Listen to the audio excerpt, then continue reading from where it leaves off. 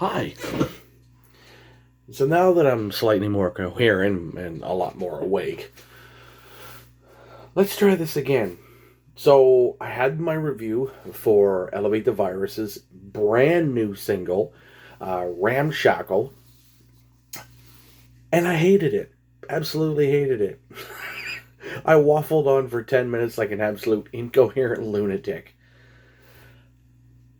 Let's try this again, shall we? So, yes, we do have a brand new track from Elevate the Virus, local St. John metal band. The single is called Ramshackle, and we have a new singer, a new single, obviously, and a new band ish. And I say new band ish to the point that obviously the other four are still the main guys: Jacob Fink, Justin Gogan, Adam Binns, and Nick Thormont. Those four guys are probably going to stay together probably for quite some time, I would presume. Now, I've spoken about these guys before when they had their former singer, Justice Adams. And Justin was a good dude. Justin had a good set of pipes on him, but the range is not there. And I don't want to be slightful to him, but what I do want to do is I just want to point out that I felt there was something lacking. Now, that having been said, they parted ways with him about a couple weeks ago, maybe a little longer, but in steps in a man that I know pretty much was going to get the gig before they even announced it. And the reason being is because he's been hanging out with the boys for quite some time now. And Cujo Bonvi, the brand new lead singer for Elevate the Virus, is a guy that can fit. He can transition well. He doesn't really have to try all that hard to fit in with these guys. He's about the same age, except Nick, because Nick's the old fella, but that's okay, because the old guys are the better guys. Just so you guys know that. Nick is the better looking of the band, too. So, with Cujo replacing Justice, as the lead singer of Elevate the Virus, I thought, I've heard Cave Dweller, and I've heard Mechanism, which I've actually did a review on their EP. How will he fit the way that I'm already projecting in my head that he's going to fit well? Well, he did just that. The main reason why he fits so well is because he's got a wider range of vocal. Now, he's got a scream. He's got like a higher scream. He's got real lows. And he's got sort of a guttural main vocal, if I could use that term correctly. With a lot of what he tends to do, it's one specific vocal, but he adds all different flavors in with every song that he currently does. Now, music-wise, the other four, it's very technical. It's very groovy. It's heavy as fuck, obviously. It's got a good, solid dose of metal and deathcore in it. And it also has hints of thrash, but there's enough melody in there too. The whole groove aspect of it. So they end on a dime with these. The start stop thing. It's like there's none of this. It's pow pow pow every time. It's always on point. And of course, with the overall ear that these four guys have, it's hard for me to put into words because it's like, and I have notes here, and it basically says they overall have a keen ear on what they're doing with the music. And that's true. But I think with what they do musically, and I mean, a lot of people could be like, well, it sounds almost the same as every other band.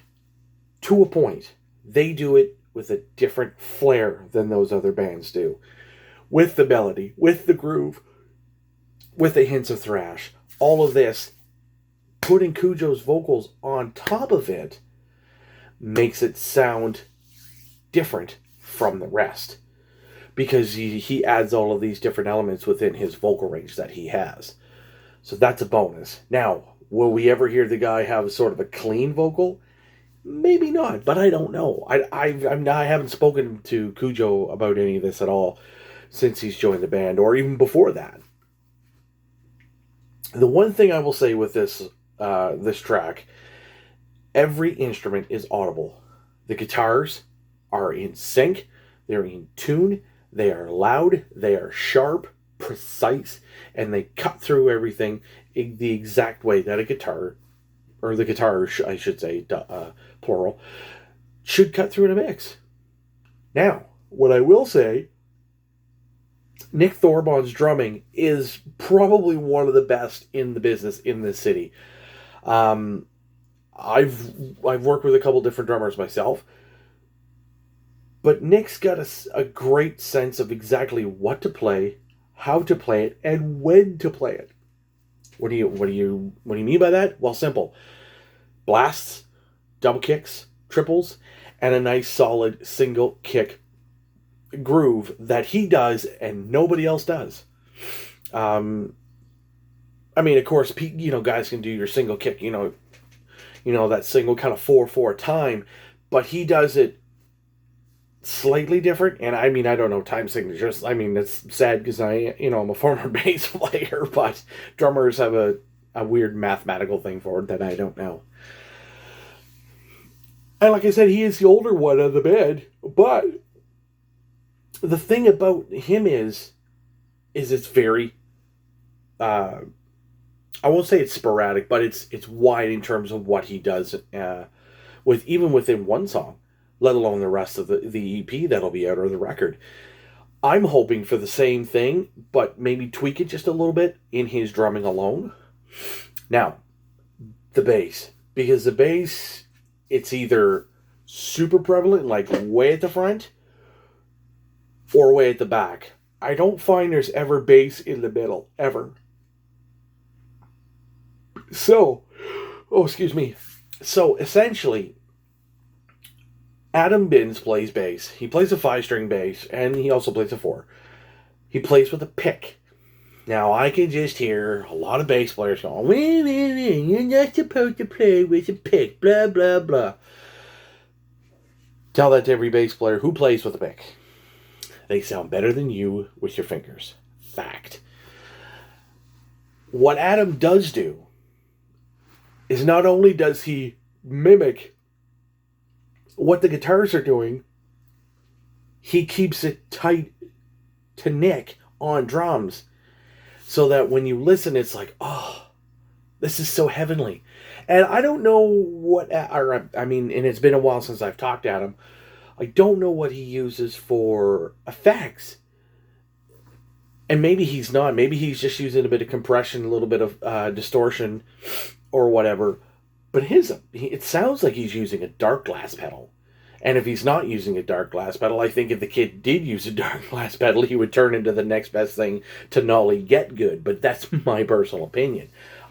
Whatever that kid does on bass is just mind-blowing. He's extremely talented, and he really is the glue that keeps those two buzzsaw guitars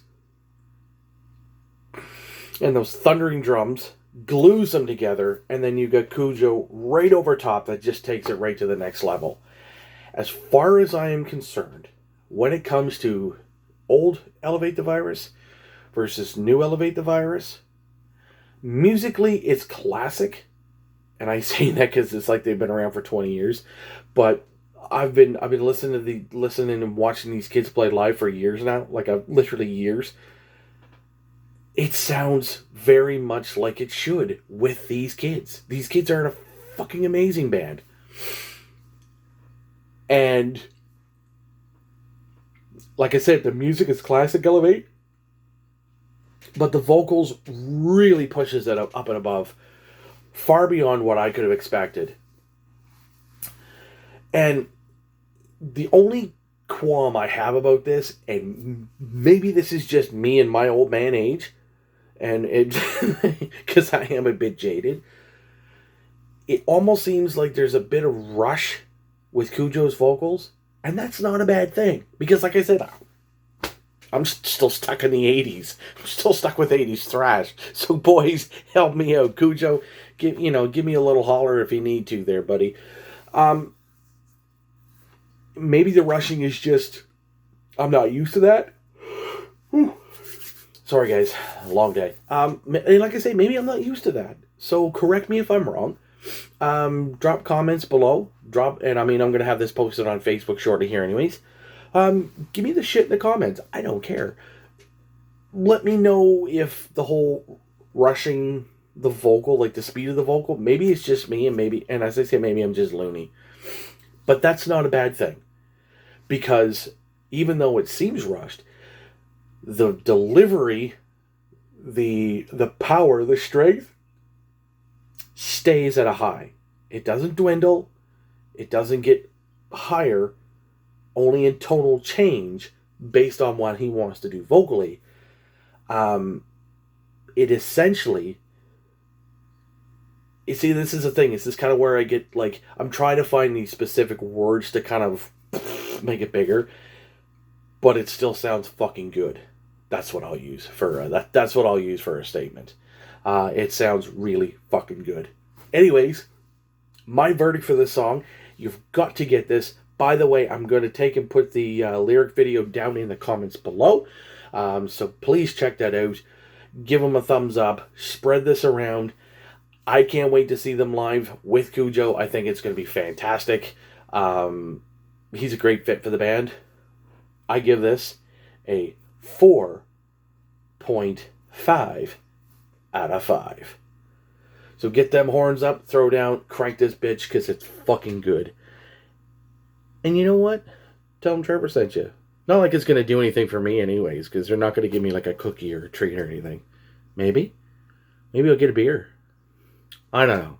Anyways, go fucking check it out right down in the comments below. See ya.